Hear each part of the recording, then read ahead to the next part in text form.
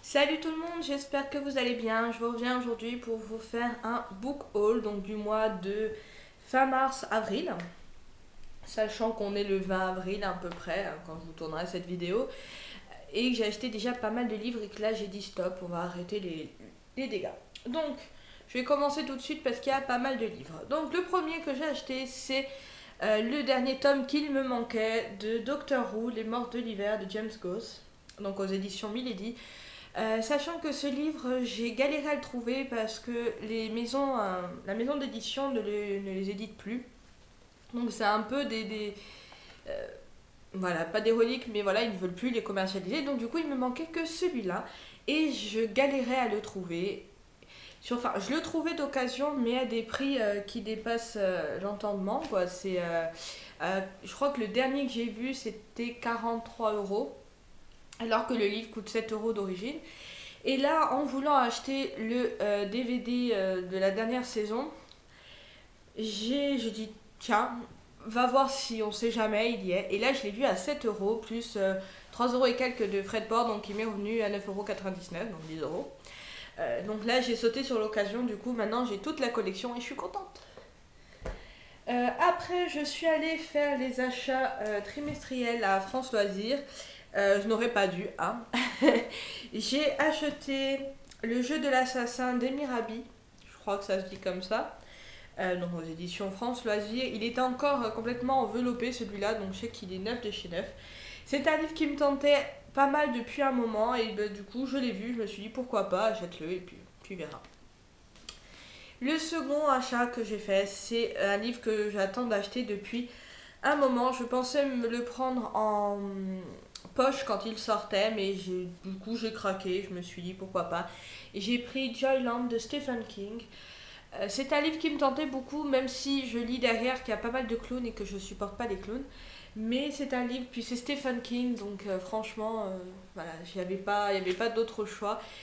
Donc du coup je l'ai pris enfin, ça fait un moment qu'il est sorti, mais j'attendais comme je vous l'ai dit qu'il sorte en poche.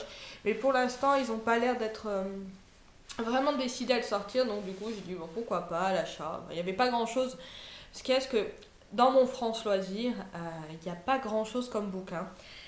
Donc c'est mieux genre que vous commandez sur internet et que vous le faites livrer pour avoir les frais de port gratuits. Parce que si vous allez directement là-bas, il n'y a pas énormément de choix. Après, je sais même pas quoi vous présenter, il y en a trop. Donc j'ai reçu il y a de cela 20 minutes le livre qu'on a en partenariat avec les maisons d'édition de Noël. Donc moi j'ai choisi Dust. C'est un genre enfin, il y a des meurtres apparemment, ça se passe en Afrique. Et il y aurait des meurtres de différentes espèces, une personne qui se fait trancher la tête et qu'on emporte la tête, un qui est répandu avec son sang en forme de croix, enfin bon voilà, c'est... Mais je ne m'attendais pas à ce que ça soit un bon petit pavé, parce que... Donc je pense que ça sera ma prochaine lecture après celle que je lis en ce moment, parce que j'ai trop envie de savoir ce qui se passe, ça a l'air super sympa. Après, bon, on va faire ceux-là, hein. On va faire ceux que j'ai achetés à Gilbert Joseph, je dirais. Donc, là, c'est que des livres d'occasion. Je pense pas en avoir oublié, hein.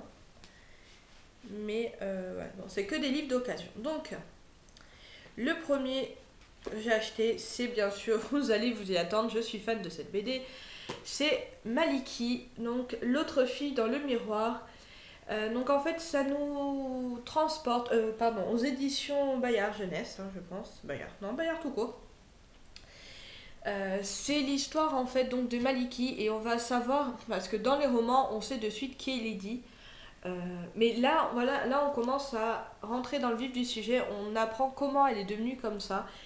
Et je trouvais ça super sympa. Puis, de toute manière, la couverture est magnifique, toujours dans la même idée de Maliki. Et après, on a des toutes petites, par rapport au chapitre, vous voyez, on a des petites illustrations.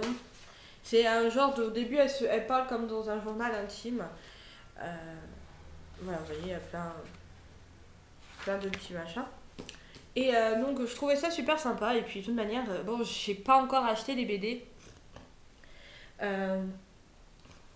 parce que je les trouve pas chez moi et qu'il faudrait que je les commande. Mais je la suivais sur internet depuis à peu près ses débuts, je dirais peut-être pas vraiment vraiment début, mais depuis un moment. Et j'adore ses BD, j'adore ses histoires, j'adore ce qu'elle fait, quoi. Euh, Après, j'ai pris Le feu de la sorcière, les bannis et les proscrits de James Clemens aux éditions Milady, donc c'est le tome 1. C'est un livre qui était dans ma liste d'envie depuis un moment, je l'ai trouvé en occasion. Il est quand même en assez bon état. Et petite surprise, j'ai un petit marque-page. Voilà, c'est un tout petit marque-page en forme de chat. Enfin, je sais pas si c'est un marque-page, mais en tout cas, il était dedans. Donc, je trouve ça assez sympa. C'est le petit cadeau en plus. Donc voilà, je sais plus du tout vraiment de quoi ça parle. Je sais que ça parle de sorcière, mais donc voilà, j'ai hâte de le commencer. Comme tous les livres d'ailleurs, hein, j'avais hâte de les commencer. J'avais lu il y a pas très longtemps le tome 1 que j'avais quand même assez bien apprécié. Et du coup, j'ai pris le tome 2, donc c'est Les aventures de Cassandra Palmer. Le tome 2 s'appelle L'appel des ombres de Karen Chance, aux éditions Milady toujours. Euh, c'est une genre de chasseuse ou chasseuse de primes qui parle avec des fantômes et qui a des visions. Je sais pas si je résume assez bien l'histoire. Mais voilà, donc par contre celui-là j'étais un petit peu déçue parce que comme vous voyez il y a un peu, enfin je sais pas si vous allez voir, il y a la pochette qui est un peu cassée, bon un petit peu de colle ça va. Mais ils sont quand même dans un assez bon état, ils sont d'occasion, il fallait pas que je m'attende non plus à des miracles. Celui-là je l'ai pris parce que pareil j'avais lu le tome 1 et j'avais très apprécié. Et c'est donc j'ai pris le tome 2, c'est le tome 2 de Anno Dracula, le Baron Rouge Sang de Kim Newman pardon, aux éditions Brajlon. Donc voilà, j'avais acheté le tome 1 donc à la Japan Expo l'année dernière, je l'ai fini très peu de temps après. Et du coup, ben, j'avais envie de voir ce qui allait se passer par la suite. Maintenant, je ne sais pas si c'est vraiment la suite ou si ça avance. Après, je ne sais pas. En tout cas, j'ai eu une belle petite promo d'occasion. C'est d'un bas, il coûte 23 €. Je crois que je l'ai eu à 15 €. Donc, je me suis dit pourquoi pas. Le dernier que j'ai acheté, c'est pas pour moi, c'est pour mon copain. C'est Les Lames du Cardinal, l'intégrale de la trilogie de Pierre Bival, Bivel, Pével, je ne sais pas comment ça se prononce, aux éditions Milady.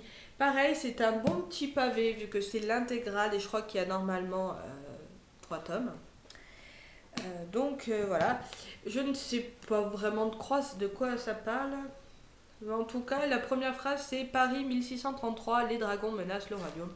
Donc pourquoi pas, ça parle de dragons, je le lirai peut-être un de ces jours. Mais bon, quand même, c'est un bon. Oh, pas si peu avec ça, en fait, 760 et quelques pages. Donc on verra.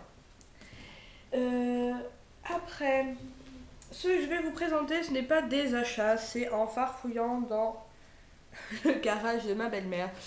Je ne savais pas qu'elle lisait quand même de la SF, mais bon, il y avait énormément de livres d'amour, ça elle les aimait. Mais il y avait quand même quelques romans de SF et du coup, bah, elle m'a dit, bah, regarde avant que je les jette ou que je les remette dans le placard. Donc j'ai pris Le gouffre de la lune de Abraham Merritt aux éditions J'ai lu.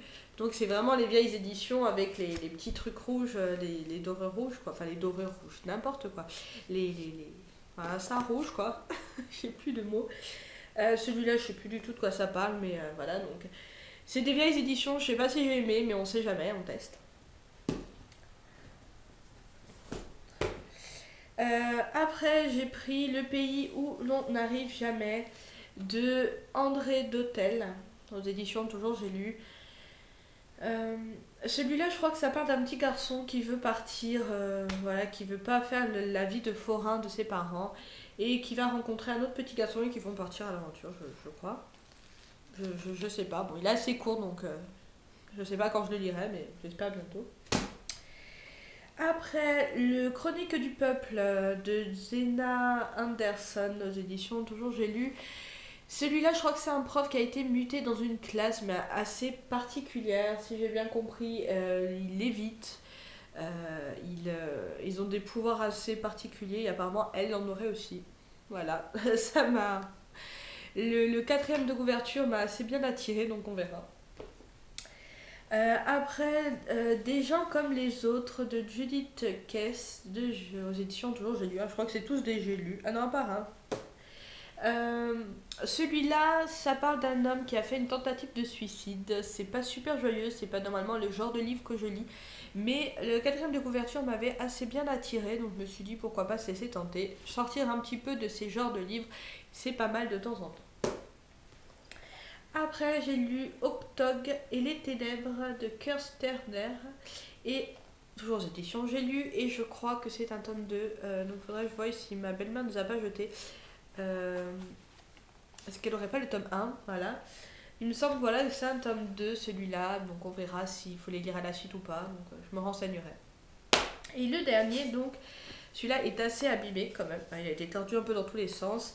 C'est L'univers en folie de Frédéric Brown aux éditions de Noël.